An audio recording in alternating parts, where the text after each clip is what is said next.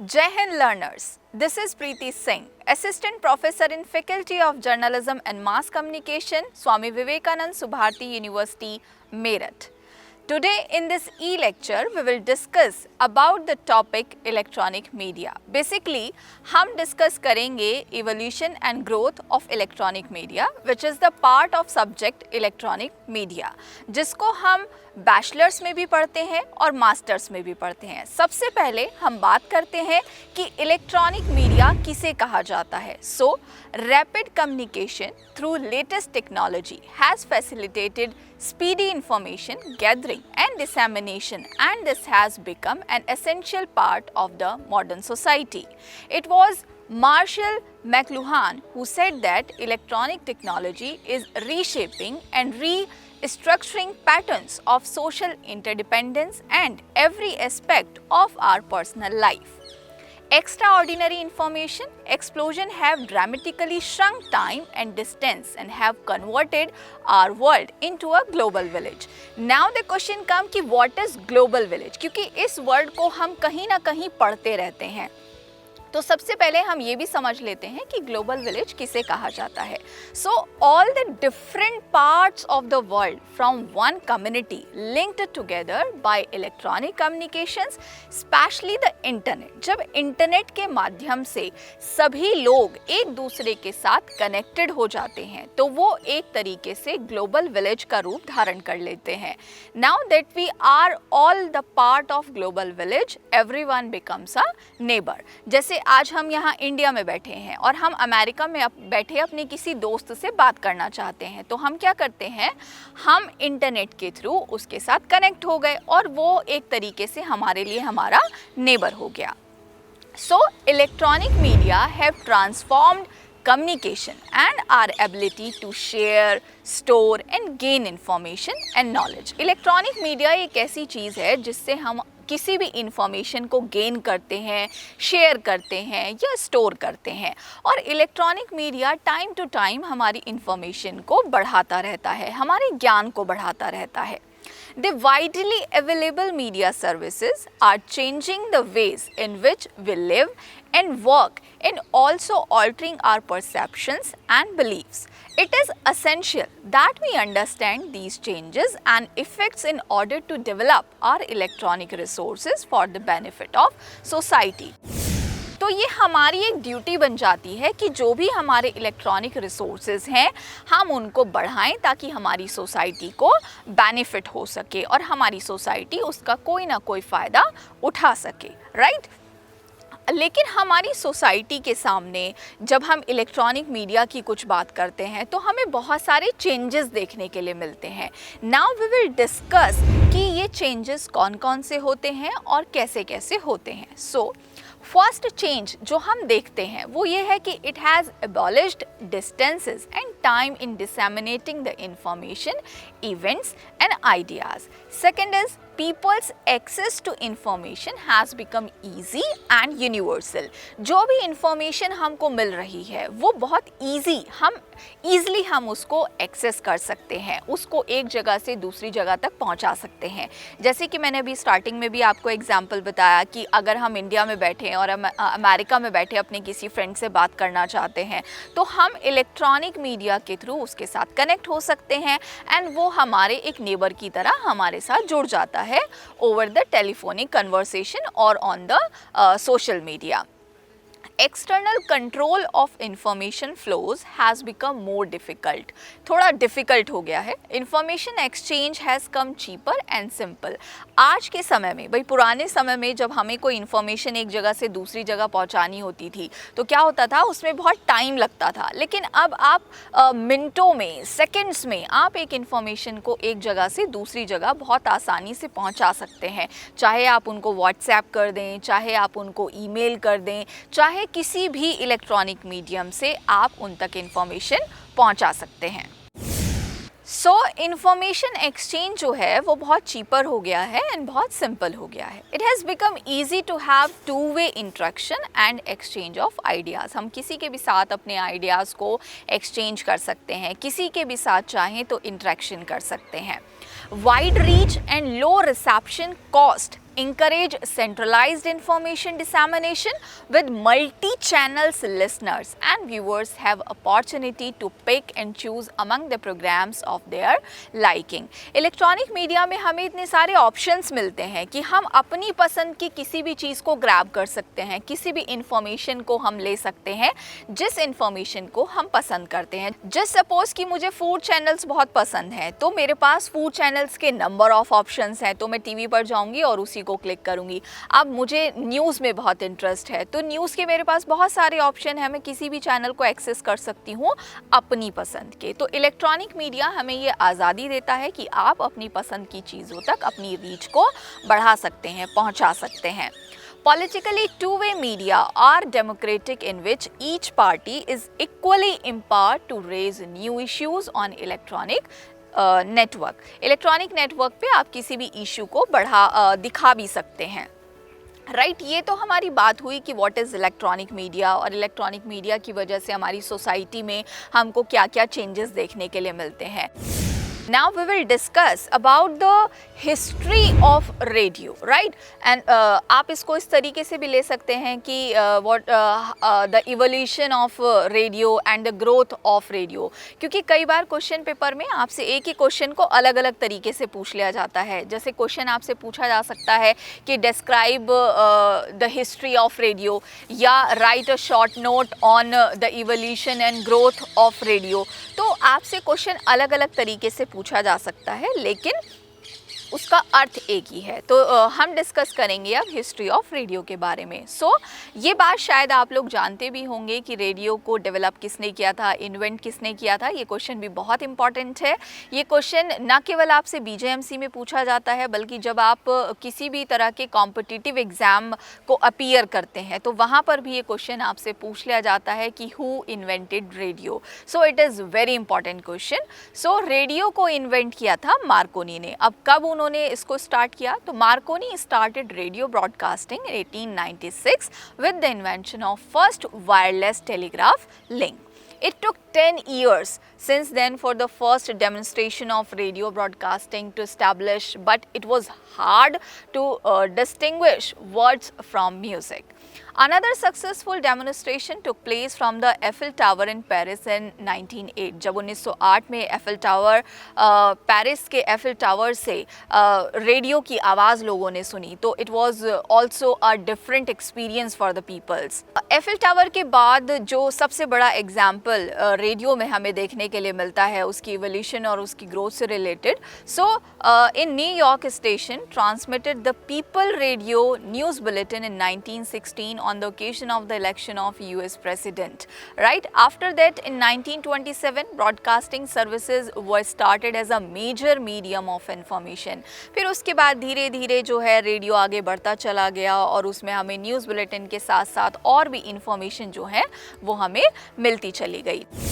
Now we will discuss about the history of radio in India. अभी तक जो हमने बात की वो हमने बात की थी वर्ल्ड सिनेरियो में कि कैसे रेडियो स्टार्ट हुआ, क्या क्या उसकी जर्नी रही। Now we will discuss about the reference of India. So radio broadcasting in India began as a private venture in 1923 and 1924. Radio broadcasting जो था वो इंडिया में प्राइवेट वेंचर के तौर पर स्टार्ट हुआ था 1923 और 1924 में, when 3 radio clubs were established in Bombay, Calcutta and Madras. सबसे पहले 3 रेडियो क्लब्स जो हैं वो शुरू किए गए थे। बॉम्बे में किया गया था एक कैलकाटा में किया गया था और एक मद्रास में किया गया था, जिसको आज हम चेन्नई के नाम से जानते हैं।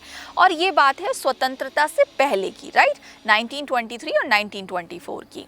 The radio club broadcast the first radio program in India in June 1923. The daily broadcast of 2 to 3 hours consisted mainly of music and talks. 1923 में 2 से 3 घंटे के लिए रेडियो पर प्रोग्राम्स आते थे जिसमें म्यूज़िक सुनाया जाता था और कुछ बातचीत की जाती थी।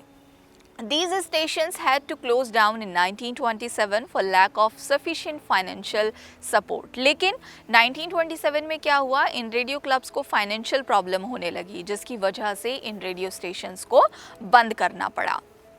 It was followed by the setting up a broadcasting service that began broadcasting in India in July 1927 on an experimental basis at Bombay and a month later at Calcutta under an agreement between the Government of India and a private company called the Indian Broadcasting Company Limited. Faced with a widespread public outcry against the closure of the IBC, the government acquired its assets and constituted the Indian Broadcasting Service under the Department of Labour and Industries. Government ने इसको acquire कर लिया, right, और ये जो है ये work करने लगा department of labour and industries के अंडर में रेडियो जो था वो संचालित होने लगा. Since then, broadcasting in India has remained under government control. अब गवर्नमेंट के कंट्रोल में रेडियो आ गया था. इससे पहले रेडियो क्या था? एक प्राइवेट वेंचर था. In 1936, a radio station was commissioned in Delhi. अब 1936 में पहली बार दिल्ली में एक रेडियो स्टेशन स्टार्ट किया गया. In the same year, the Indian Broadcasting Service was renamed All India Radio, यानी कि AIR. कई बार आपसे क्वेश्चन पेपर में पूछ लिया जाता है कि what is the full form of AIR. तो AIR की फुल फॉर्म होती है All India Radio. ये बातें जो छोटी छोटी इस लेक्चर के दौरान आपको बताई जा रही हैं, आप इनको बहुत ध्यान से सुने. आप चाहें तो इनको नोट भी कर सकते हैं क्योंकि ये आपके फ्यूचर में आपके लिए काम आने वाली हैं. चाहे आप BJMC के स्टूडेंट हों, चाहे MJMC के स्टूडेंट हों, या फिर आप किसी कॉम्पिटिटिव एग्ज़ाम की प्रिपरेशन कर रहे हो, तो भी ये आपके लिए बहुत यूज़फुल है.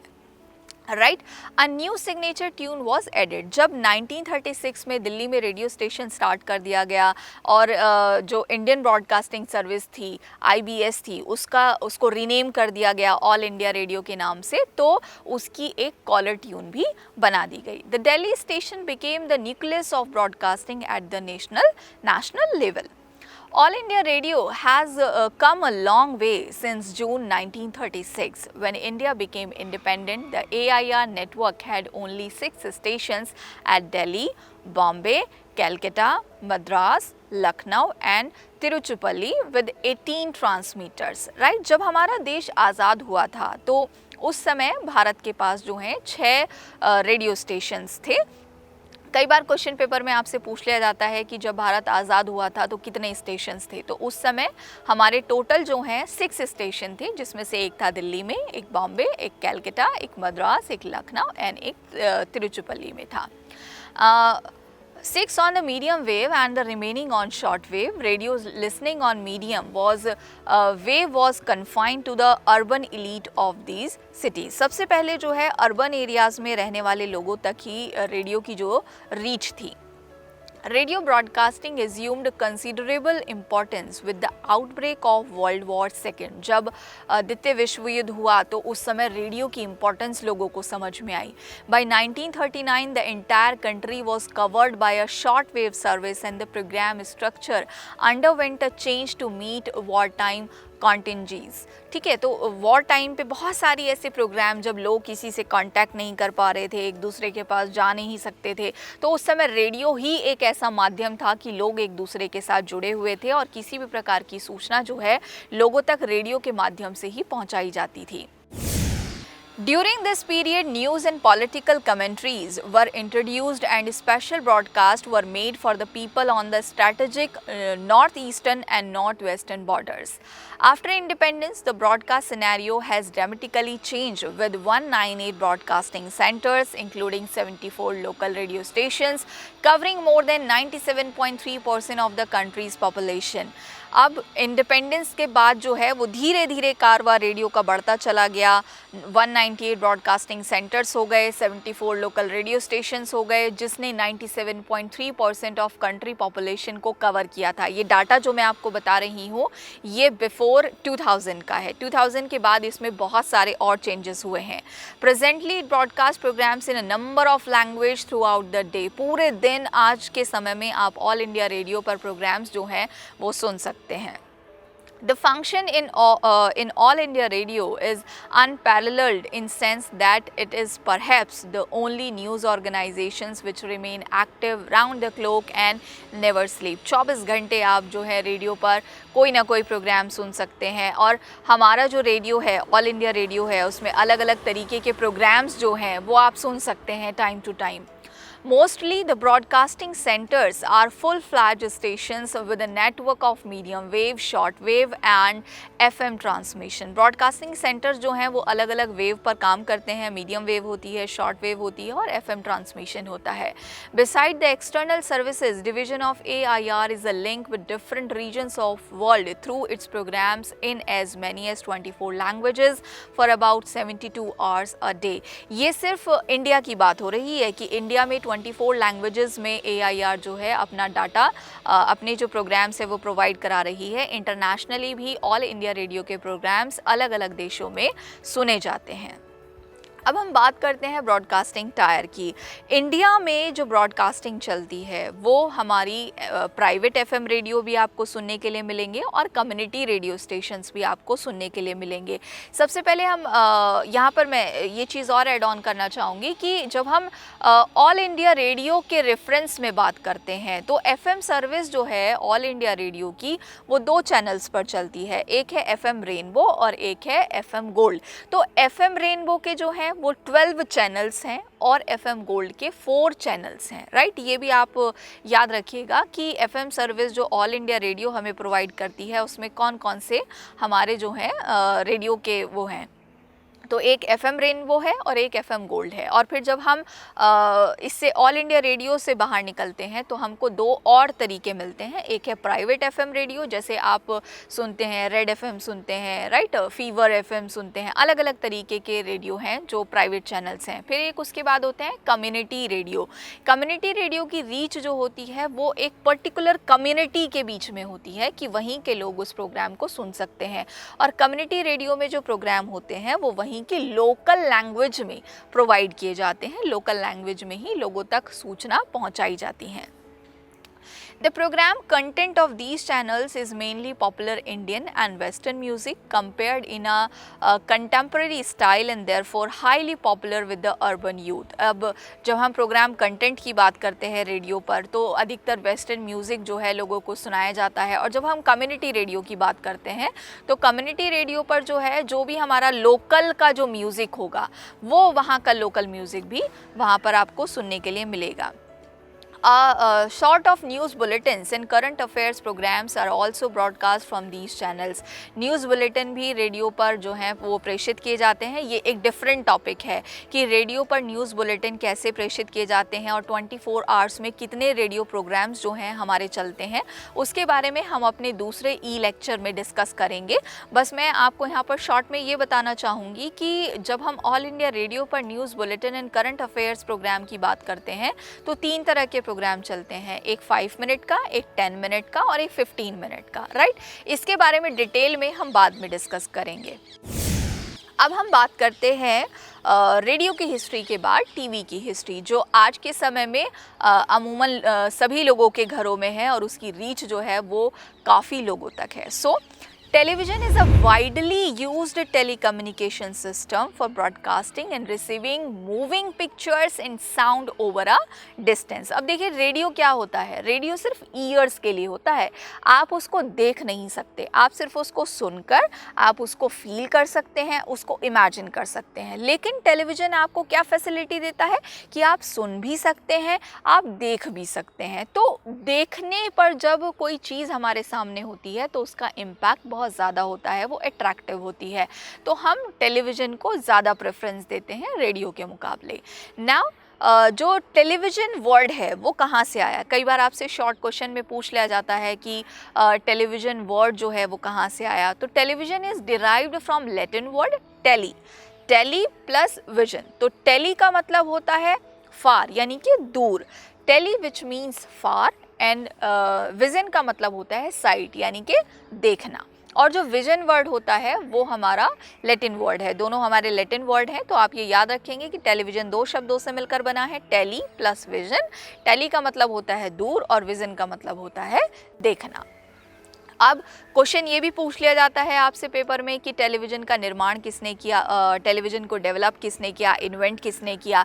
तो इसका जवाब ये है कि जॉन लॉगी बियर्ड ने टेलीविज़न को इन्वेंट किया था, उन्होंने टेलीविज़न को बनाया था। तो ये क्वेश्चन आप अपने माइंड में रखें, इसका जवाब आपको याद होना चाहिए कि अगर क्वेश्चन आपसे पूछा जाए कि हु इन्वेंटेड टीवी, तो answer will be John Loggy beard invented the TV, right. Now अब हम इवोल्यूशन एंड ग्रोथ की बात कर रहे थे टीवी की, तो हम उसमें आगे बढ़ते हैं। भाई जॉन लॉगी बियर्ड ने जो है टीवी का निर्माण तो कर दिया, लेकिन उस समय के टीवी में और आज के समय में जब आपके घर में एलईडी एलसीडी टीवी लगे हुए हैं तो बहुत डिफरेंस है। आज के समय में आपके घर में स्मार्ट टीवी भी है, लेकिन उस समय स्मार्ट टीवी नहीं था। हम उस बहुत ज़्यादा डिटेल में नहीं जाएंगे, लेकिन हम थोड़ा शॉर्ट में ही इसकी बात करेंगे। Paul Gottlieb Nipkow developed the first ever mechanical module of television in late 1800. He succeeded in sending images through wires with the help of rotating metal disc. The technology was called the electric telescope that had 18 lines of resolution. अब उसके बाद क्या हुआ कि Campbell Swinton and Boris Rosing use the cathode rays tube in addition to the mechanical scanner system to create a new television system in 1907. From the experiments of Nipkow and Rosing, two types of television systems came into existence, mechanical television and electronic television. देखिए ये सिर्फ मैं आपको short में इसलिए बता रही हूँ क्योंकि ये सबसे ज़्यादा इलेक्ट्रॉनिक मीडिया में पूछा जाता है। आपको सिर्फ ये याद रखना है कि जॉन लॉगी बियर्ड ने टीवी को इन्वेंट किया था। बाकी चीज़ें अगर आप अपनी नॉलेज के लिए आप अपने माइंड में रखना चाहते हैं तो आप उसको याद रख सकते हैं। इसके बाद 1923 में चार्ल्स जेनकिंस ने यूज़ किया था डिस्क आइडिया को Nipkow to invent the first ever practical mechanical television system. In 1931 his Radiovisor model 100 was being sold in a complete kit as a mechanical television. In 1926, John Logie Baird was the first person to have succeed in transmitting moving pictures through the mechanical disc system started by Nipco. He also started the first ever TV studio. तो John लॉगी beard ने बहुत काम किया था TV के लिए। इन 1934 all television systems had converted into the electronic system which is what is being used even today. हम उस टेक्नोलॉजी को आगे आगे जो है बढ़ाते चले गए और आज हमारे सामने टेलीविजन का बिल्कुल एक डिफरेंट रूप आपको देखने के लिए मिलता है। Now we will discuss about the history of television in India. अब भारत में कैसे टेलीविजन आया? So television began in India way back in 1959 as a part of All India Radio when it was formally commissioned on September 15 as an experimental service. तो भारत में सितंबर 15 1959 को पहली बार television जो है वो आया और यहाँ पर प्रोग्राम जो है वो प्रेषित किया गया। और उस समय टेलीविज़न किसका पार्ट था? ऑल इंडिया रेडियो का पार्ट था। Its aim was to promote social education and general awareness. जब 1959 में टीवी इंडिया में आया था तो उस समय टीवी का सिर्फ एक ही एम था कि वो सोशल एजुकेशन को प्रमोट करे और लोगों को अवेयर करे। It was not until Mrs. Indira Gandhi was in charge of the Information Broadcasting Minister that television was commissioned as a regular daily service from 15th August 1965. 15 अगस्त 1965 को जो regular daily service थी television की वो start हो गई। उससे पहले क्या होता था कि टेलीविज़न पर कुछ एक घंटे के लिए प्रोग्राम्स आते थे। 1965 में ये जो आवर्स थे, वर्किंग आवर्स जो थे टेलीविज़न के, वो बढ़ गए थे। Now television transmitters carry Doordarshan signals to almost 3/4 of the country's population. जैसे रेडियो ने धीरे धीरे अपनी रीच को बढ़ाया था, उसी तरीके से टेलीविज़न की रीच भी जो है वो बढ़ गई थी। Now on August 1, 1975 a satellite instructional television experiment was launched with the help of an American satellite for a period of 1 year when 2400 villages and 6 states Orissa, Bihar, Rajasthan, Madhya Pradesh, Andhra Pradesh and Karnataka were exposed to area-specific programs beamed with the help of the satellite. The experiment was successful and was universally launched. अब 1975 में क्या हुआ, भारत सरकार ने site launch किया, right. किसकी help से किया, अमेरिकन सैटेलाइट के माध्यम से इन्होंने इस प्रोजेक्ट को लॉन्च किया। कई बार एग्जाम में आपसे पूछ लिया जाता है कि what is the full form of site, तो साइट की फुल फॉर्म होती है सैटेलाइट इंस्ट्रक्शनल टेलीविजन एक्सपेरिमेंट। और ये किस समय स्टार्ट हुआ था, अगस्त 1 1975 को इसे लॉन्च किया गया था। और इसको लॉन्च करने का क्या मोटिव था कि लोगों तक जनरल अवेयरनेस जो है वो पहुंचाई जाए। तो सबसे पहले 2400 गांवों को चिन्हित किया गया था 6 अलग अलग राज्यों के। अब वो कौन कौन से राज्य थे, उड़ीसा, बिहार, राजस्थान, मध्य प्रदेश, आंध्र प्रदेश और कर्नाटका। और ये एक्सपेरिमेंट जो है काफ़ी हद तक सक्सेसफुल रहा और लोगों ने इसको पसंद भी किया। The program content had the 3 necessary ingredients of entertainment, education and information. जब स्टार्टिंग में टीवी पर कंटेंट प्रोवाइड किया गया तो उसका सीधा सीधा मोटिव था लोगों तक एंटरटेनमेंट पहुंचाना, एजुकेशन पहुंचाना और इन्फॉर्मेशन पहुंचाना। यानी कि लोगों का मनोरंजन तो करना ही करना था टीवी को, उसके साथ साथ लोगों को शिक्षित भी करना था और लोगों तक इन्फॉर्मेशन को पहुंचाना भी था। और अगर हम दूरदर्शन की आज के समय में भी बात करते हैं तो दूरदर्शन आज भी लोगों तक एंटरटेनमेंट, एजुकेशन एंड इन्फॉर्मेशन पहुंचा रहा है। There was no denying that Doordarshan had become a catalyst to social change. इस बात को कोई भी गलत नहीं ठहरा सकता है कि दूरदर्शन ने जो है वो सोशल चेंज ना किया हो। हमारे देश के निर्माण में बहुत योगदान है दूरदर्शन का। One of the most popular program of Doordarshan has been the rural program called Krishi Darshan which was launched on 26 January 1967। Krishi दर्शन कार्यक्रम को कोई नहीं भूल सकता क्योंकि इस प्रोग्राम मतलब ये जो है भारत का सबसे लंबे समय तक चलने वाला प्रोग्राम है कृषि दर्शन, और आज भी दूरदर्शन पर आप इस कार्यक्रम को देख सकते हैं। Doordarshan also caters to many schools and universities in the country through its educational TV and open university programs. In 1982, Doordarshan went into color and created its own national network through the help of Inset 1A, now with the help of Inset 1B and microwave facilities. 1982 में दूरदर्शन जो था वो colour हो गया, जो हम आज के समय में कलर टीवी देखते हैं। Doordarshan is able to cater to a very wide area of the country in terms of imparting information and entertainment. Doordarshan की रीच जो है वो बहुत ज़्यादा है और आज भी ये लोगों को इंफॉर्मेशन एंड एंटरटेनमेंट को इम्पार्ट कर रहा है। Some of the significant presentations have been the 9th Asian Games. जब 9वें एशियन गेम्स हुए थे तो उस समय भी टेलीविज़न की एक बहुत इम्पॉर्टेंट रोल देखने के लिए मिला था। The NAM Summit, the CHOGUM Conference, republic day parades, independence day celebration etcetera. मतलब उस समय के बहुत सारे प्रोग्राम्स थे जो आपको टेलीविज़न पर देखने के लिए मिलते थे, क्योंकि उस समय हमारे पास जितने आज अंबार है ना चैनल्स का, उतने समय कुछ नहीं होता था, सिर्फ एक चैनल होता था और वहीं से हमको सारी इन्फॉर्मेशन मिलती थी, वहीं से हमारा एंटरटेनमेंट होता था, वहीं से हमको इन्फॉर्मेशन मिलती थी, वहीं से हमको एजुकेशन मिलती थी।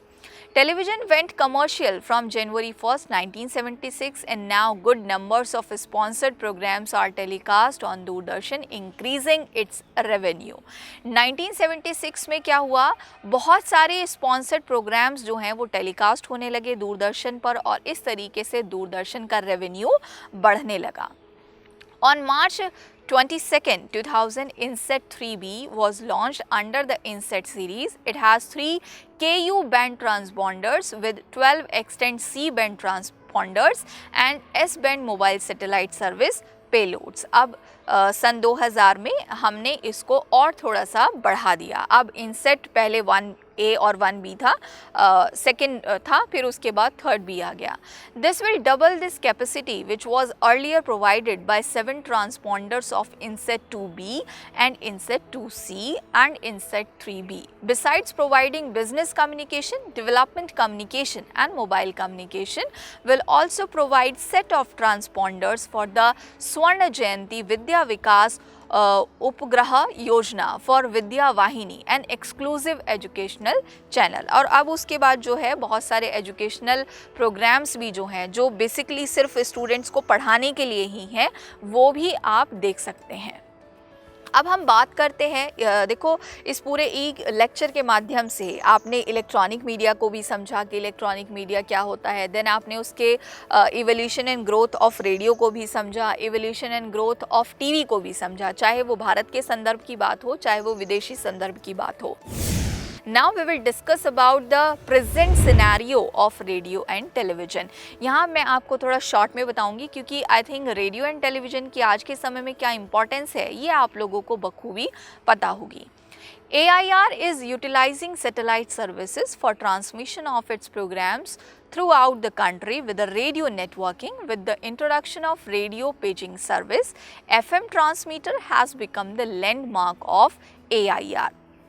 Today, All India Radio counts among the few largest broadcasting networks in the world to serve the mass communication needs of the pluralistic population of India. The network has expanded gradually, imbibing new technologies and program production techniques. अब हम बात करते हैं electronic media के role की। The role of electronic media is not confined to provide information, education and entertainment. It has to play a greater role. It has to promote citizens right to information, further to secure the citizens civil, political and social rights. Electronic media का केवल इतना सा role नहीं है कि वो लोगों को केवल इंफॉर्मेशन पहुँचाए, एजुकेशन दे या एंटरटेनमेंट करे। इसके अलावा भी इलेक्ट्रॉनिक मीडिया क्या करती है, लोगों को सभी प्रकार के राइट्स के बारे में बताती है कि उनके राजनीतिक राइट्स क्या हैं या उनके सोशल राइट्स क्या हैं, उसके बारे में भी मीडिया के थ्रू या इलेक्ट्रॉनिक मीडिया के थ्रू हम लोगों को बताते हैं। It also has to act as a public watchdog to reveal state abuses. Public communication system has been recognized as a public sphere where widespread debate and discussion can take place. This will provide people information necessary to make informed decisions and facilitate the formation of public opinion, and can thus enable the citizens to shape the conduct of government by articulating their views. Now we will discuss about the role of electronic media. The role of electronic media is not confined to provide information, education and entertainment. It has to play a greater role. It has to promote citizens' right to information, further to secure the citizens' civil, political and social rights. Electronic media की सिर्फ इतनी duty नहीं है कि वो लोगों को information provide करे, education provide करे या entertainment provide करे। उसको ये भी चाहिए कि वो लोगों को उनके अधिकारों के प्रति जागरूक करे, उनके अधिकारों के बारे में उन्हें बताए। It also to act as a public watchdog to reveal state abuses. Public communication system has been recognized as a public sphere where widespread debate and discussion can take place. This will provide people information necessary to make informed decisions and facilitate the formation of public opinion, and can thus enable the citizens to shape the conduct of government by articulating their views. Both radio and television is to be conceived in terms of representing adequately different social interests also. They have to give adequate expression to the full range of cultural, political values in society. A UNESCO study has also highlighted the role of the media in socialization, cultural promotion and national integration for creating better understanding and appreciation of others' viewpoints and aspirations. Media can help to democratize the relationship between government and governed. Right? Media का role जो है वो आज के समय में बहुत important है। इलेक्ट्रॉनिक मीडिया का रोल बहुत इम्पॉर्टेंट है आज के समय में, क्योंकि इलेक्ट्रॉनिक मीडिया लोगों तक इन्फॉर्मेशन जब पहुंचाती है तो वो पॉजिटिवली पहुंचा रही है या नेगेटिवली पहुंचा रही है, उसका इम्पैक्ट हमारी सोसाइटी पर बहुत अच्छी तरीके से पड़ता है। आई होप कि इलेक्ट्रॉनिक मीडिया आपको अच्छे से समझ आया होगा and the evolution and the growth of TV and radio भी आपको क्लियर हो पाई होगी। अगर इसके बाद भी आपके माइंड में किसी भी तरह का कोई क्वेश्चन है, कोई सवाल है, तो आप हमें इनबॉक्स में लिखकर भेज सकते हैं। हम कोशिश करेंगे कि आपके सवालों का जवाब हम दे पाएँ। तो आज के हमारे इस ई लेक्चर में इतना ही। मिलते हैं अपने नेक्स्ट ई लेक्चर में किसी और टॉपिक के साथ। Till then you take care. जय हिंद।